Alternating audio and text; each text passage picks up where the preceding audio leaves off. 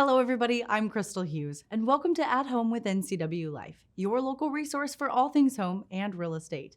Today, we will be interviewing with real estate agent and broker Jordan Jessup with Berkshire Hathaway Home Services Jessup Real Estate. But first, your weekly market update.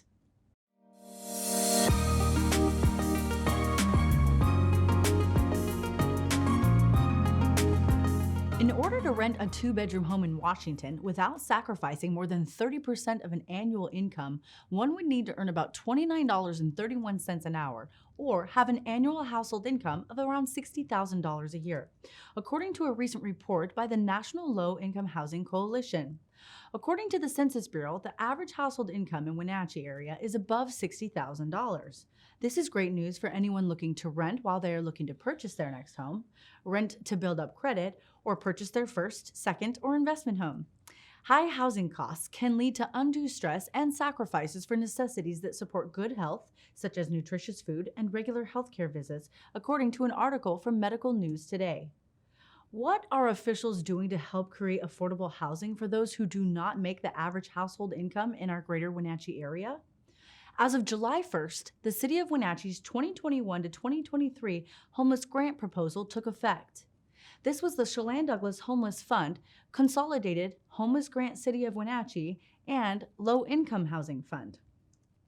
The City of Wenatchee manages homeless funds on behalf of Chelan and Douglas counties in accordance with the Chelan Douglas Homeless Housing Strategic Plan from 2019 to 2024. The plan was developed by the Chelan Douglas Homeless Task Force and describes how Chelan and Douglas counties will use federal, state, and local funds to alleviate the impact of homelessness on individuals, families, and the larger community. The plan focuses on serving the most vulnerable homeless households by emphasizing rapid rehousing, housing first, and permanent supportive housing approaches, as well as other local identified community priorities. Data collected from Pacific Appraisal Associates shows that the Wenatchee area's active home listings declined to 30 in June. That was a negative 17% decrease from May and 74% drop from June of 2020. The number of listings decreased and the prices of homes are increasing. This year to date, median sales price was $425,000. That's up 21% from this time last year. Year to date, the average sales price increased by 18% at $468,000. Total sales are up 3% compared to last year at 95. Pending sales for June were 153. Rental vacancies are also harder to come by, with only a 1.1% vacancy rate during the second quarter of 2021, compared to last year's second quarter rate at 3%. Single-family homes have the largest vacancy rate at 3.7%, followed by multifamily rentals at 0.9%, plexes at 0.3%, and condos at 0%. Leavenworth and Cashmere are facing a similar inventory deficit with fewer listings that are on the market. Cashmere's sales are up 64% from last year, and Leavenworth's are up 40%. Good job, you guys. Median Leavenworth home prices have increased by 8% since last year at $712,000, and Cashmere's median home price is at $552,000. That's a 32% increase. This suggests that our market is very competitive, with low inventory and the demand from buyers relocating, looking to move up to a bigger home, or downsize and retire. Forbes named Wenatchee one of the top 25 places to live and retire in the nation. We are blessed to live in a community, and I am blessed to live and play here and be able to serve our local community as a realtor on your behalf. There's a lot of new construction and options and different loans out there. If you have student loan debt or you're an independent contractor, talk to a real estate agent, talk to a professional, a lender who might be able to help you to be able to get into a home today. I'm your host, Crystal Hughes, and that was your weekly market update.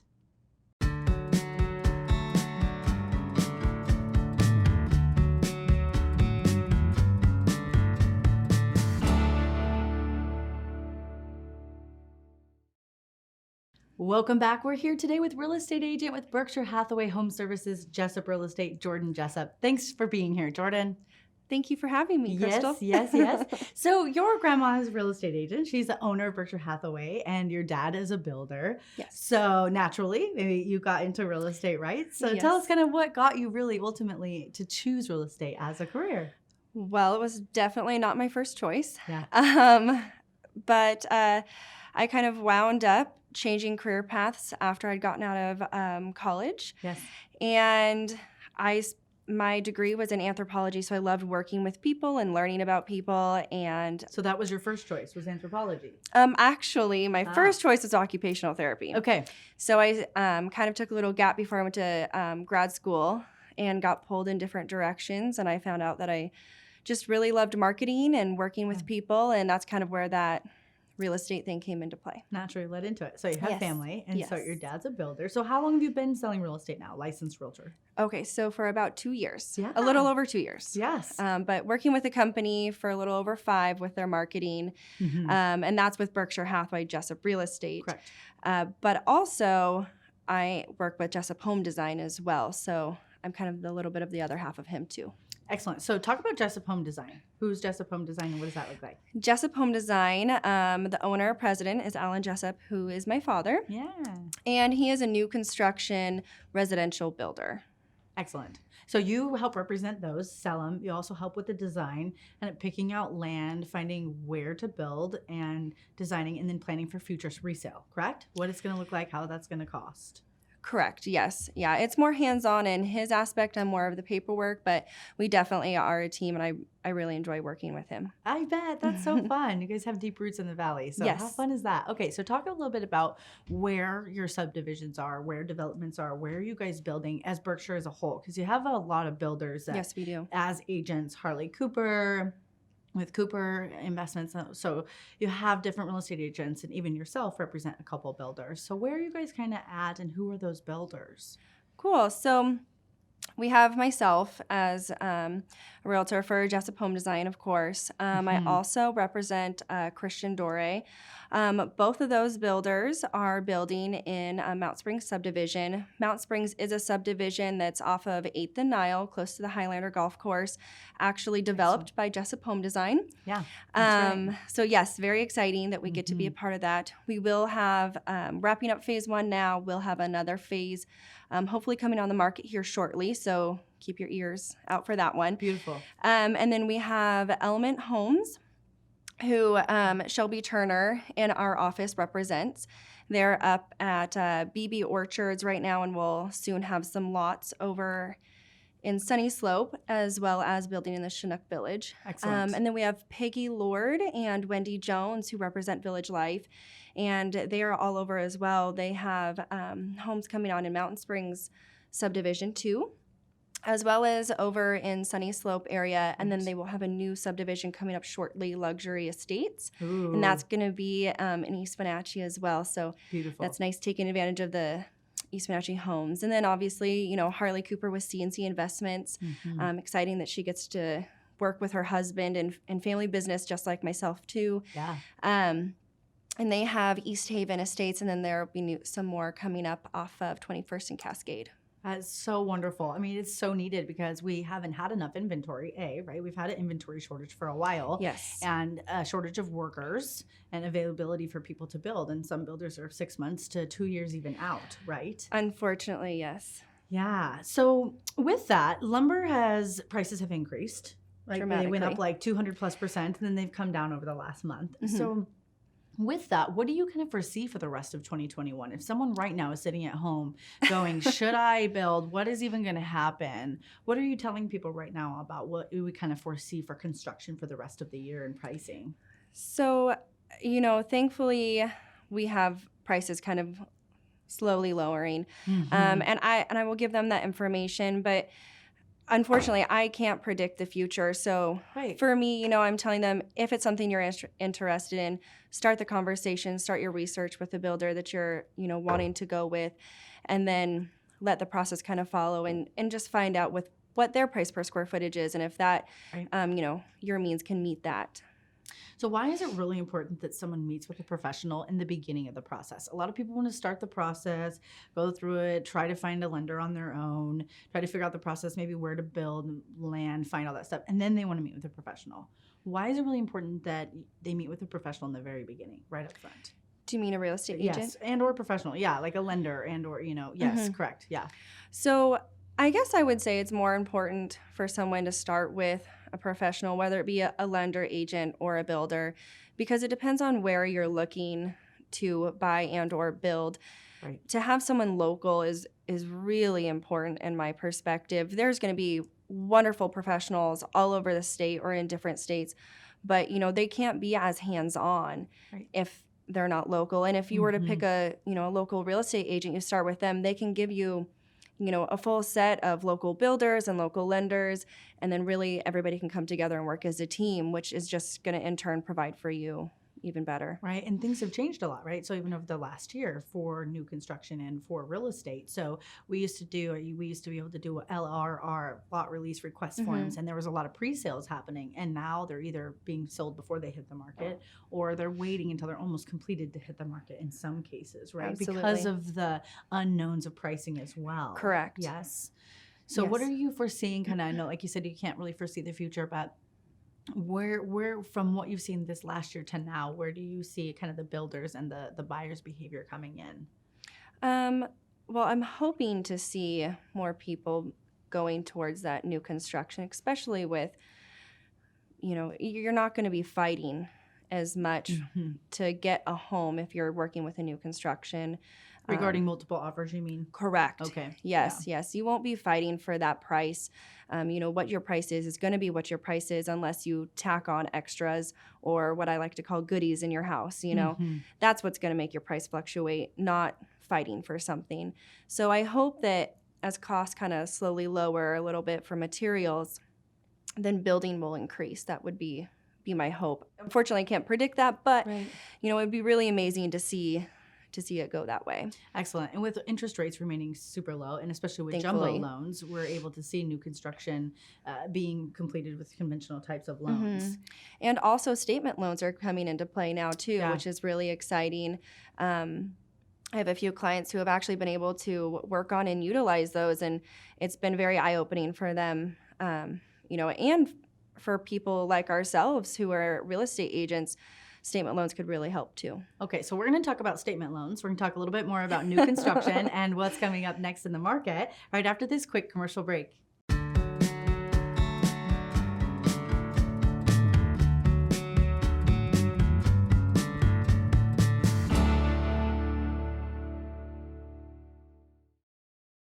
And we're back here with real estate agent and broker Jordan Jessup with Berkshire Hathaway Home Services and Jessup Real Estate. Thanks again, Jordan. Thank you. Yeah, so you're talking about statement loans. So let's go a little bit deeper into statement loans and conventional loans and kind of why it's looking good for the construction market and home buyers.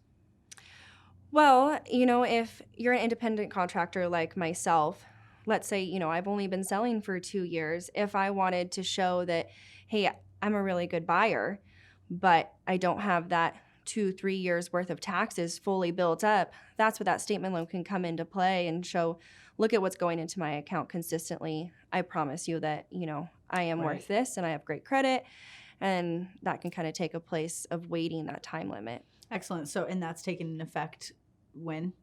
Already Currently. has? Currently. So Currently. that currently took effect. Okay. Yes. Excellent.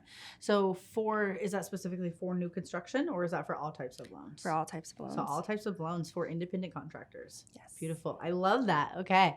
So what types of advice are you giving when people are saying, is right now the right time for me to buy or sell? What's going on in the market is right now? What kind of advice are you giving when people ask that question? Well, that's really a hard question for me. I feel like it honestly depends on each client that I have individually, how I'm going to respond, and where their life is. I'm going to adjust that response just specifically for them. But it doesn't hurt to start looking. And I tell my clients, if you don't find a home right away, then it's not meant to be. Yeah. If you find a home that you fall in love with, that's your home. And I really try to push the fact of it'll fit perfectly when it's right. Yes. Now, for the people who are saying, well, there's 5 to 30 offers, it's so competitive, and they're just like, why even try right now in this market? What are you saying to those people? I don't know. Well, no, that's such a good, and that's so, I appreciate your transparency. And the thing is that we don't know, right? Sometimes we don't know what to say specifically to people. And the thing is that when there are 5 to 30 offers, it's all subjective sometimes to the amount of cash that someone might have down. And it's not always necessarily the strongest offer that sellers are taking. Like you can have $50,000, $60,000 over the asking price, but that might not necessarily be the offer that they choose. They might go with an offer just because it was a VA loan and they were in the military as well. Right? Yes. And it might be the asking price. So I guess where I would say is that what I know about you, Jordan, is that you're very empathetic as a real estate agent. And so you probably would tell people that to try anyway, you know, to put in an offer, because you never know what the situation might be. And that's kind of where what I would already spoke on that comes into play with, if it's the right time for you, then let's continue on, you know, and you only have so many pools of people out there looking. So if you got beat out by 5 other people, that's, you know, that many less people on the next home that you find. Yeah. So same probably then if people are asking you, should they buy or build? How are you really evaluating that, whether someone should build or buy something? So that's going to kind of come into play with what type of loan do they have, or do they have a loan? You know, if funds aren't really an issue and they have a lot of criteria on their list, then I'm going to say building's probably more of an option for them.